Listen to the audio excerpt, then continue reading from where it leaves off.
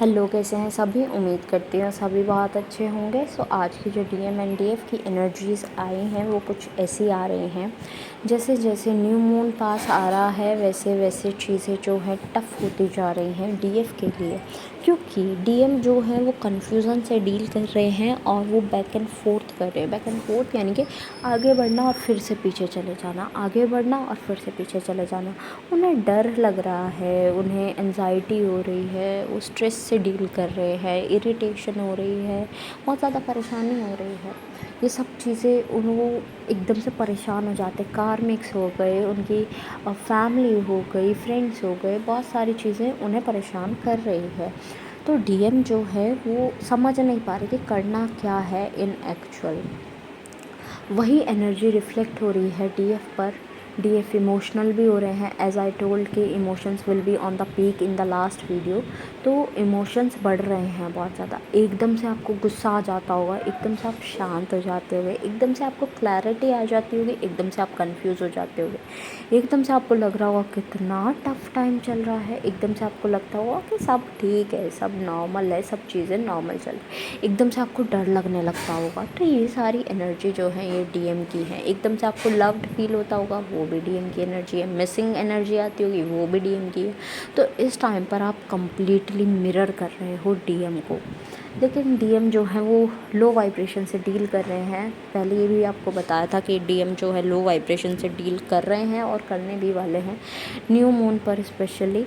तो आपको अपना ध्यान रखने की ज़रूरत है। अपना ऑरा लॉक करो, अपना काम नहीं खोना है, अपने आप को पेशेंस में रखो, अपने आप को अच्छे से रखो, अपने आप को ऐसे विस्फोट मत होने दो। ऐसा दिख रहा है कि एकदम से गुस्सा आया तो बिल्कुल चिल्ला दिए, परेशान हो गए एंड ऑल। तो ये सब चीज़ें ऐसा नहीं करो।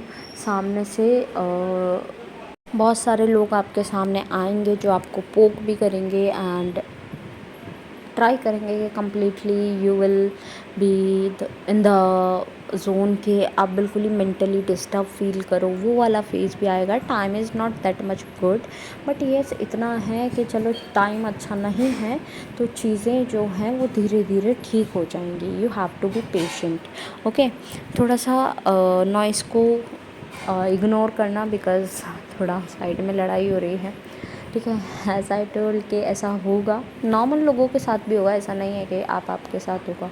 और स्पेशली ऐसा भी दिख रहा है माँ काली की एनर्जी बहुत ज़्यादा आ रही है।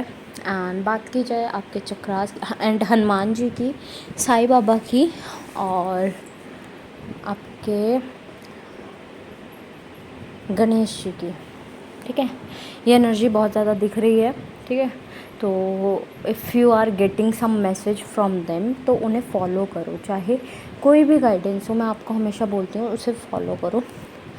नेक्स्ट थिंग इज़ के आपको जो चक्रास हैं आपके उन पर वर्क करना होगा, ठीक है। अपने सभी चक्रास पर काम करें एंड अपने आप को इम्प्रूव करें, ओके।